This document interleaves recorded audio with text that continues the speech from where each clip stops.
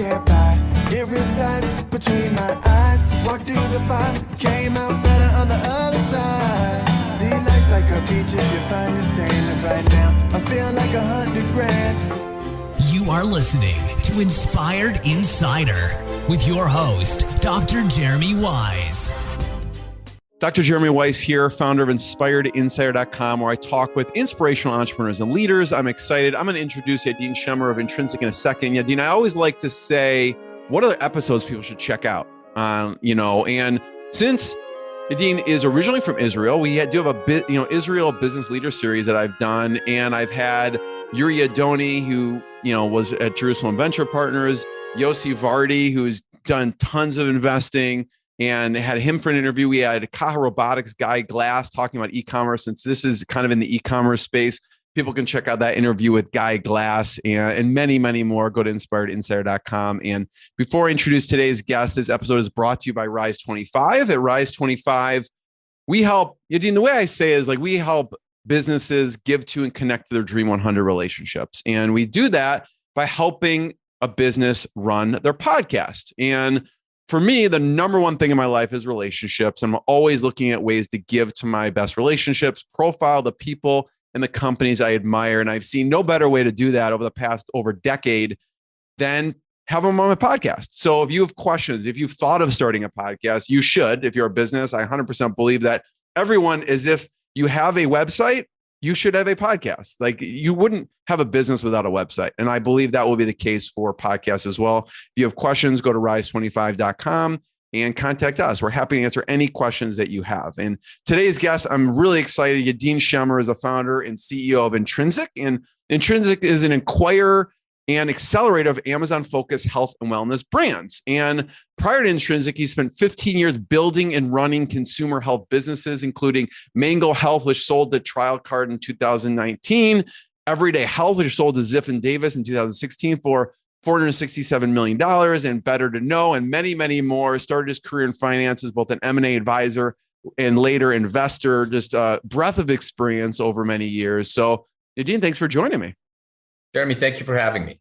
Now, there's so many questions I have for you. So the first is, you have just attracted this amazing group of advisors, okay? And I'm going to name a few, but I'd love to hear your approach, why you chose the advisors, how you attracted the advisors. You have Dr. Mehmet Oz, Tony Robbins, Lorianne Goldman, who's a former CEO of Spanx, and Nick Dennison, former VP at Amazon. So what are you, tell me about how you were able to attract some of these advisors. Well, first, just to say how honored we are and fortunate to have them on board. Really, we think they're going to be transformational for us. And, there's no secret sauce or magic, I think, to attracting these advisors, other than being upfront about what you're doing and why it matters. And if it aligns with what folks want to do and what they believe in, if folks believe in your mission and they want to be a part of it, you can get a lot of people involved. And, I was lucky to have been introduced to the four folks you mentioned, so Dr. Oz, Tony Robbins, Lorianne Goldman, and Nick Dennison. I was lucky to be introduced to them. And I laid out the vision for what Intrinsic was doing and the why it matters and what we're doing, how we help consumers at the end of the day find better solutions to health and wellness challenges, how we help founders realize their dreams. And that resonated with the folks that we're talking about, and they agreed to be part of it. And I think, if I have one piece of advice to folks, is when you have conversations with folks that can move the needle for your business, just be direct and upfront and focus on the why. Focus on what you're doing, why it matters, and why the person should really care, how it aligns potentially with what their mission is. So, as an example, Dr. Oz has dedicated his career to helping folks better manage their health, better understand their health, and just, becoming healthier every single day. So obviously what we're doing resonated with him because we're out there looking for better health solutions every single day to tough challenges. And from Tony's perspective, as an example, really our mission aligned well with what he does, because he, first and foremost, is focused on helping people achieve financial freedom and independence. And he's also very focused on health and wellness. And so what we're doing here aligns very well with some of his mission in life. And Nick and Lorianne were two execs who built brands and built big businesses in e-commerce. And so from our perspective, that aligned with them. So it's really about alignment, both of mission and vision and what you're doing.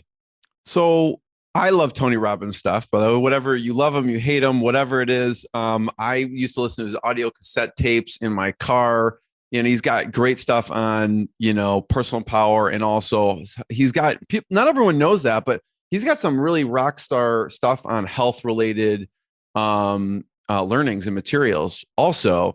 And when you're talking to Tony Robbins or Tony Robbins group, how does that conversation go? How long they go, okay, Dean, you have 5 minutes. Like how is that structured typically when you're talking to them, and how many conversations until they're like, okay, yeah, this sounds like a company we want to work with? So Jeremy, there is no real structure to any of these conversations, whether it's with a professional investor, whether it's with someone like a Nick Dennison or Tony.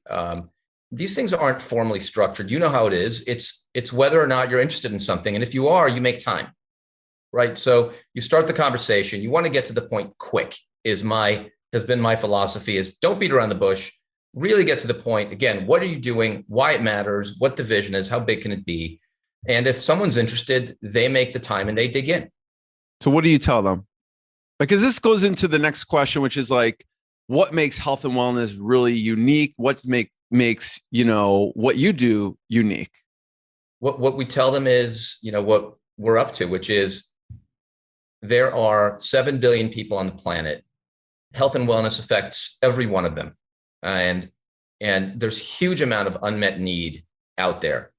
Folks who are just looking for better solutions, both to everyday ailments, but also to some very serious ailments. And, the search for better health doesn't end at the hospital. Folks are out there looking for better solutions every single day. And if we can identify better health solutions out there and help bring those to people, that's a very powerful thing that we get really excited about. So first and foremost, it's about helping consumers find better solutions to healthcare challenges. And second of all, it's about helping entrepreneurs and founders realize their dreams. There are millions of folks on Amazon, both in the US and outside, who have built businesses and are selling on Amazon. You'll, of course, know better than most, Jeremy. And it's not an easy ride. What we see, and this will dovetail into the conversation about why health and wellness is different, is what we see is that most of the founders in our space didn't just get into this to make a quick buck. They had a higher calling. They're either physicians in many cases who saw something in their practice and decided to build a better version of what was out there, or in many cases, they're consumers who had a health issue affect themselves or a loved one, and they were then called to go out and improve upon the status quo. So helping them realize their dreams, helping them accelerate their brands and carry on their legacy is also something that we think is meaningful and important, and we get really excited about. And that's where I spend most of my time with everybody, whether it's a venture capital firm or whether it's, a celebrity, whatever it may be. I want to hear what's the makeup of an ideal company that you buy at Intrinsic. And to your point, there was one founder, Yadin, that I interviewed of Good Day Chocolate, and he was a head and neck surgeon, and he had these lollipops that would numb the back of people's throats so they can do whatever they're going to do. And then they branched off into like chocolates that had a functional, whatever for immune. And it's funny, at the time I was like, really, like, won't it melt? And now they have ones for sleep. And I swear we have one of our daughters who has them. And now I swear if they run out, all hell breaks loose. Cause like we need these sleepy chocolates with melatonin that help. I mean, if any parent is listening, like if your child's staying up too late, it's like crippling sometimes. So I totally get what you're saying. And it was out of a need that they created these products. So what's an ideal, if a company's listening and they're like, you know what, I'd love to be a part of this Intrinsic universe. What does that look like? What is the makeup of that company? So there's a couple of themes that we look for. One is we look for brands that are solving interesting challenges, health and wellness challenges. And the more specific that solution is to a problem, I think the more excited we get.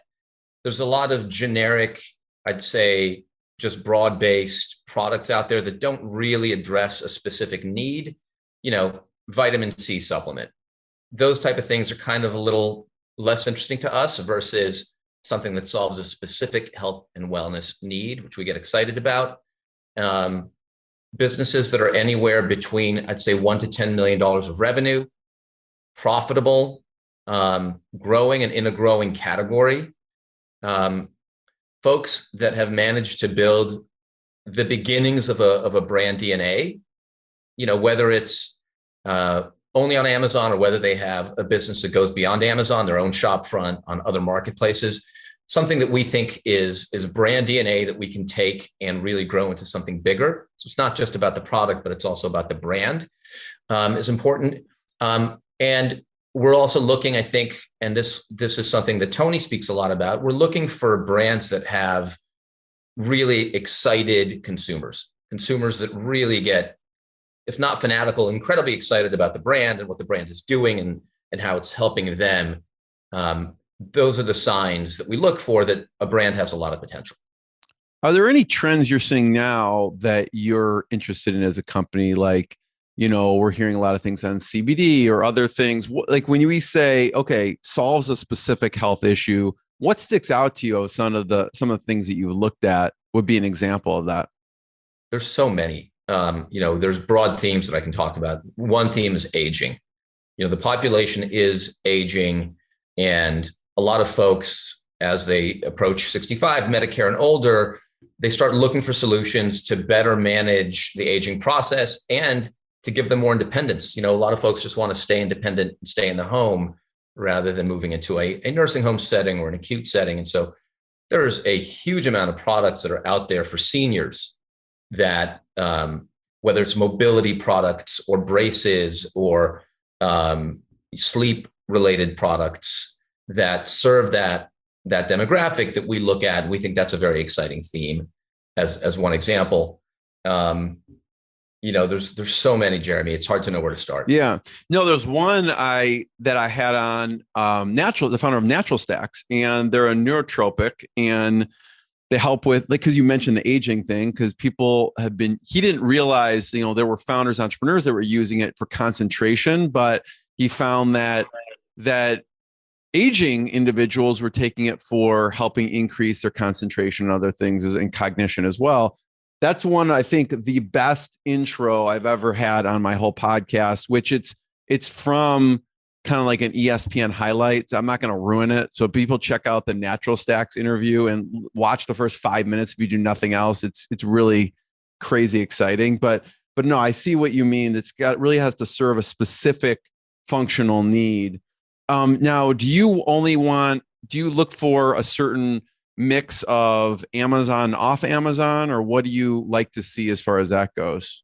We tend to focus on business that are mostly Amazon. So kind of 70, 80% Amazon. We will, in some cases, see businesses that are more like 50-50. Some of the businesses that we've come across even have brick and mortar distribution. And we'll look at those as well. We're not fanatic in the way that we screen, but most of the things we tend to focus on are majority Amazon. Got it. And before we go to your past for a second, you built this, amazing team. I don't know. It seems like in a short period of time, maybe it was over a long period of time. Talk about how you assembled the team and who's a part of the leadership. Yeah. I think the place to start is we were really looking for a broad, diverse set of backgrounds. So we wanted to have folks on the team, that were native Amazonians, that had built Amazon businesses, understood the platform, and understood what it was like to be a founder in the space.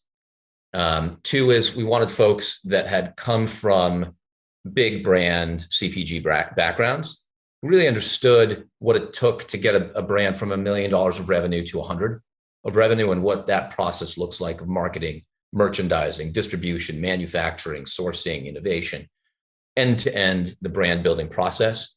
We wanted some folks who had an M&A or private equity background that could help us evaluate acquisitions and do acquisitions. And we wanted folks on the team that understood supply chain.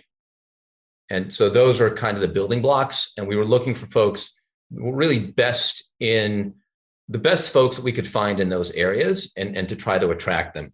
And, I think we're really lucky. We found some fantastic folks that we have, on the team. We've got Aram Hasnain, who has a CPG and a private equity background. We've got Chris Giacalone, who spent 9 years at P&G building health and wellness brands. We've got Paul Miller and Mike Duthry, who's a partner of ours, who have grown up in the Amazon system before it was even fashionable to build Amazon brands, really native Amazonians. And then we've got, folks on the team that were supply chain experts for 15 years and understand that process end to end. Yeah. Big shout out to Paul Miller too, who introduced us, and people can check out the Amazing Exits podcast as well. And yeah, you've assembled this really interesting team that spans, really big brand. I mean, some of these people worked in the, P&G probably have some of the biggest brands out there in this space. Yep. Yeah. P&G is huge in the space. There's a couple of very large companies in kind of health consumer products. P&G is one of them. Chris, ran some of their biggest health brands when he was there, and also spent a lot of time focusing on the Amazon platform within P&G. And so we're just lucky. We've got an awesome team, and we're really excited about what's ahead of us.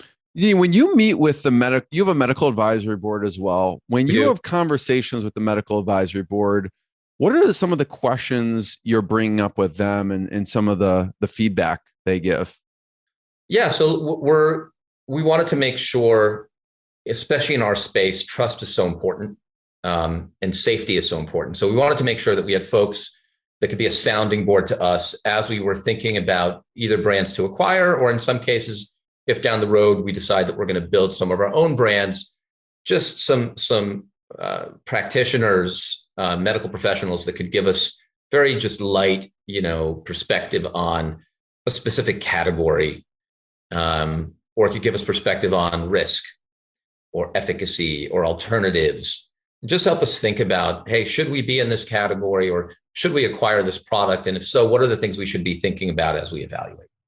Give me an example of that. I'd love to hear from a risk perspective. Is there anything they said, Yadin, be careful in this space, or be careful with this? What have they advised, if anything, and maybe not yet, but of just maybe not saying, no, don't do this, but showing you some of the risks?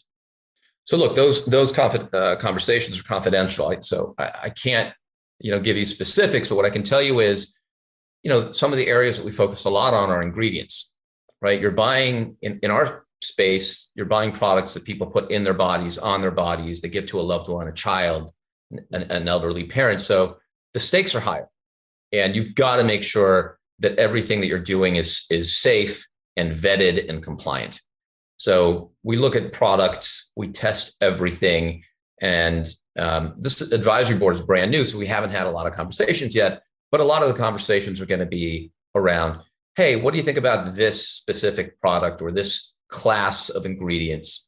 What are some of the things that we should be worried about or diligencing before we acquire? Those are the conversations.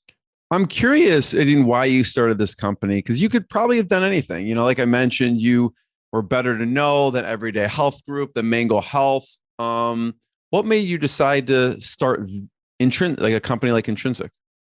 It's a great question. There's for me, a couple of things that were a function of my background. So I spent 15 years in healthcare, on the regulated prescription side of things. So healthcare services, healthcare tech.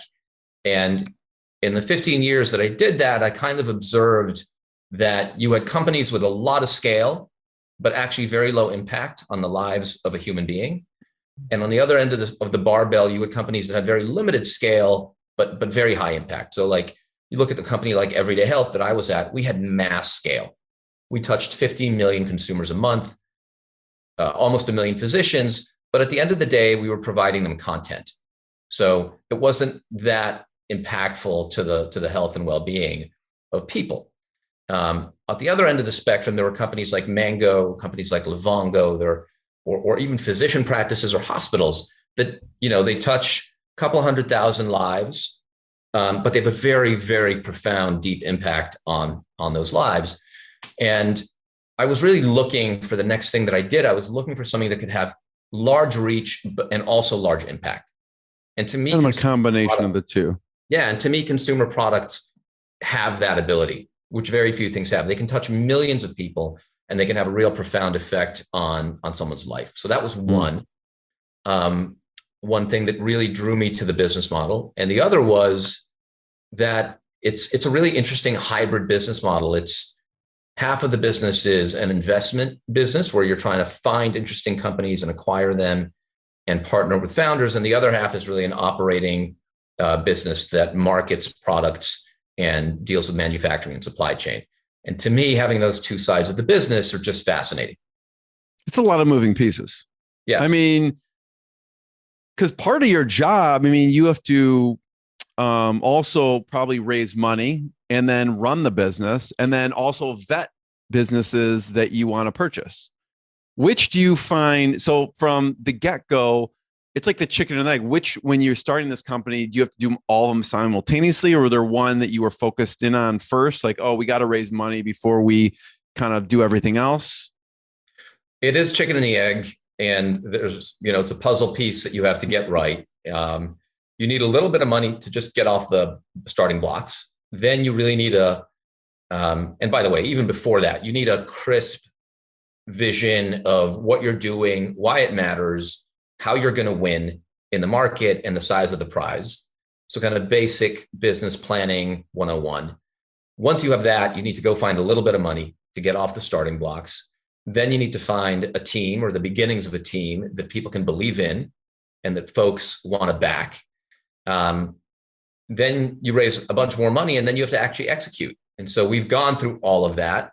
And we're now in the phase of we have to execute and go find great brands, acquire them, grow them, and get the machine rolling. You have deep experience in kind of this process of purchasing or being purchased. And I'd love to talk about some of your lessons when you were at Everyday Health Group. You helped navigate, like I mentioned, they ended up selling to Ziff and Davis in 2016 for $467 million. I'd love to hear some of your lessons on helping navigate that process.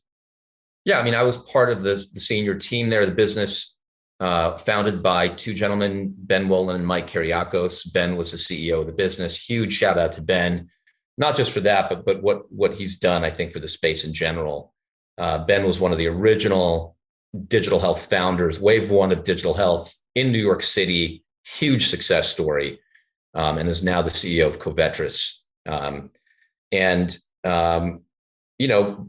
Not many folks can take a business from an idea to a public company to a sale like Ben did.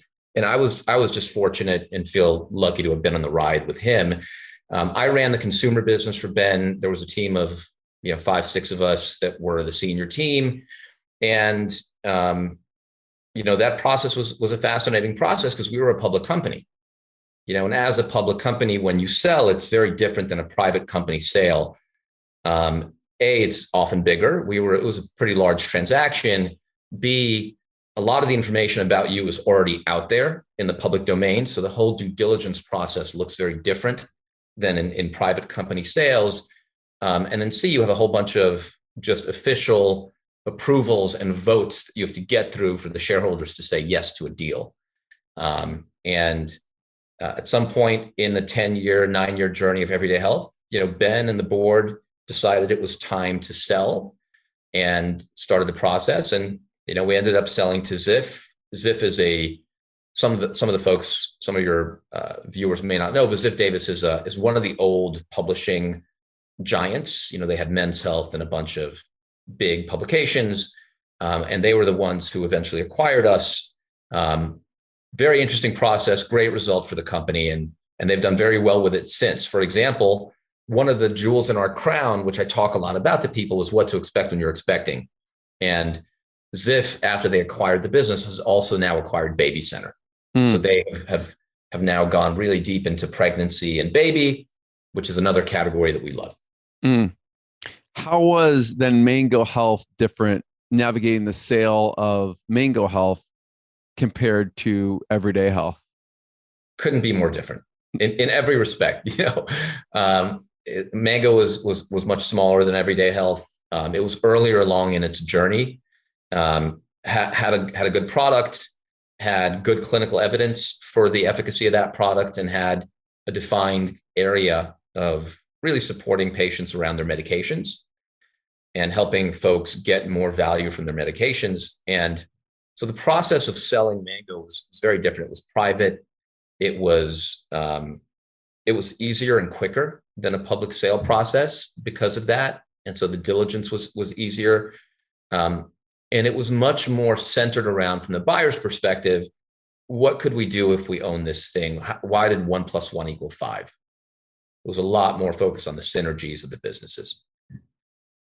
When again, even going back further, your principal investment partner group as well. And I'm curious, through this whole journey, through, being CEO, founder, president, what are some of the mistakes you've seen people make in this buying and selling process? And maybe you just saw it could be also when you were doing the investment partner group as well.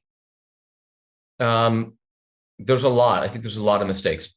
One is, I think, one type of mistake that people make in M&A is that they do it for reasons that are driven by financials. They think, hey, this company's profitable.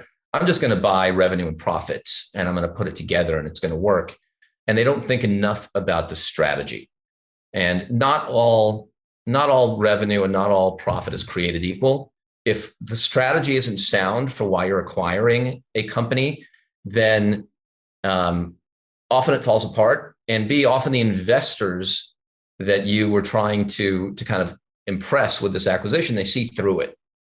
And so big mistake that I see historically people have made is just thinking that all profit is created equal and I'll just go buy it and everything will work out. The other big mistake people make is to underestimate culture and to not think enough about the culture that they have and the culture of the company that they're acquiring and how those two things are going to fit. And where a lot of acquisitions have fallen down is on culture. Mm. And a lot of ink has been spilt writing about that specific mistake of not, focusing enough on the people and the culture and how they come together. So those are two big mistakes that I've seen. I love that. Yeah, I didn't know what you were going to say there, but integrating culture does seem like it's like a head slap. Oh, that seems obvious, but it's not something that was top of mind. So one is, if you go just adding revenue is just not enough. I mean, that's just not enough of a reason. And I think that's your next book, Yadin, is like something about integrating culture. What are some things people can do to help integrate culture? Because you've done it across several companies. You're going to do it with all these other companies that get absorbed into Intrinsic. What are some things that you look at of how to best integrate culture once you acquire a company? I think it starts with understanding culture and being honest with yourself about what your culture is and the culture of the company you're buying. I think a lot of folks see this as an afterthought of, hey, I'm going to buy it. It makes sense. And we'll figure out the people and the culture side later. Huge mistake. So number one, just being honest about what you are and then understanding the culture that you're acquiring. And I think two is starting with the folks that on the other side and in your company, in any company, there tend to be folks that are leaders, whether or not officially by title or not, who are the real, standard bearers, the flag bearers for the culture, getting those folks together and seeing if there's a meeting of the minds on each other's culture and if this is actually going to work. And then I think the third thing that is just so critical is just communication. Is how do you communicate to everybody in the company up and down how you want them to behave and how you want them to act on a day-to-day basis. One of the books that's really influenced me on culture is the Ben Horowitz book. I'm not sure if you've read it, but who you are is what you do. And or maybe it's the other way around. What you do is who you are. Where he talks about culture a lot, corporate culture, and it's really about action. It's not about, some set of values or beliefs that are kind of just written down somewhere. It's really about how people behave every single day, how they make decisions. And so communicating very clearly what this is going to be, how you want folks to behave, and doing as much pre-work on that before the deal gets done with the folks on the other side that kind of drive it to see if there's a gelling there. Yeah. I would love to hear any other influential books. And yeah, I was looking at It Is What You Do Is Who You Are. And I haven't listened to that one actually, but I have to. The Hard Thing About Hard Things is the one that I have listened to, which is a great storytelling. I mean, the book is phenomenal as far as storytelling goes. Are there any other books that have influenced you in leadership or business? There's that book. There's the Andy Grove book, which I thought was really short and concise and just memorable on what leaders should be doing. There's a Simon Sinek book, which someone I worked with at Everyday Health gave me, and I'm thankful to her for doing that. She gave me that about leadership. Those are three that come to mind. Mm-hmm. In your background is University of Penn psychology. You went to, got an MBA at London Business School. When you were growing up, what did you want to be? Did you want to do something in business? What was your... I didn't know. I was always envious of folks who kind of knew from a very early age what they wanted to do and just stuck with it. I didn't really know, and I didn't have a master plan. I just went where opportunity kind of unfolded along the way for me. And it turned out about 15 years ago that this opportunity to build a business with a friend of mine opened up in healthcare. And really from the first, couple of weeks of stepping into that, I kind of knew healthcare was going to be my thing. It just resonated with me. There was a nobility to it that I liked. There was a clear need and a helping people that I thought was important. And it was clear that I was going to do that. So I didn't have a plan. I wish I could tell you I did. But I fell into healthcare and I'm so happy I did. Yeah. Yeah. I didn't know if you had like a family member or someone that was in this space. Because when you were young, I mean, you came from Israel to New York, and I think you said you were 8. Yes. What was it like moving just to a different country when I'm just trying to think. One of my daughters is 9, just like plucking her, boom, putting her in. She would hate me, I think, because I take her away from her friends or whatever the case is. What was it like for you? And then you're going to a totally different country. Yeah. It was hard. We moved around a bunch. We moved around like 4 or 5 times before I was 16. So it was difficult. And my main lesson for that was just how to adapt and how to change and be flexible, because you could just get dropped in somewhere, new school, new language, new country, and you're just told, like, figure it out. Good luck. Yeah, good luck. Where did you move? Where were the places that you moved? Moved from Israel to New York, first to Queens, then to the city itself, then to Westchester, then back to Israel when I was in high school. So what was the toughest part about the transition moving from Israel to the States? I was young. I was 8, so I don't remember, very much from that age, but just different school system, new friends, new language. The whole thing was hard. Yeah. So you just had to adapt. Yeah. In general. Yep. What's the difference between the culture? You've been back a bunch of times, obviously. What do you see as the big differences between the culture in Israel and the US? Because you mentioned right off the bat, with the advisory board, right? You're like, you just got to be upfront. You just got to be to the point. And I feel like that's kind of Israeli MO, right? I mean, that's just the culture of, that's my stereotype of Israeli culture a little bit. Like, you're just to the point. Yeah, there's to the point, and there's a fine line between being to the point and, being polite. You got to walk the line, but that's one of the differences. And that's one of the kind of national traits, I think, of Israel, is being very direct, very open about everything, which is great. I think there's also just a get shit done mentality in Israel, which is why I think entrepreneurship there has been so successful, right? For a country that's that small, to have that many successful companies come out is pretty impressive, pound for pound. And a lot of it is just down to the hustle. I think there's a support structure there too, like a deeper support structure at the family level and at the national level, which enables risk taking in a way that you have here in some places, but not in all places. And, I think the other side of the coin is, yes, you have a lot of entrepreneurial hustle in Israel and a lot of just go get it and be scrappy and find a way. And I think where some of that has flipped historically, at least, but it's changing a bit now is once a business gets to scale, how do you then build the processes and the structure and the incentives to build a really large business afterwards? And I think a lot of Israeli companies, historically at least, had managed to go from 0 to 1 very successfully, but then had struggled to build very large businesses in the back end, which is where I think the American culture is so good at. It's how do we really build a machine that can scale? But I think Israel has matured a lot in the past 2 decades. You're starting to see unicorns. I think there's like 40 unicorns now in Israel across every category, many of which are now public in America. So that is even changing. Management has matured in Israel too.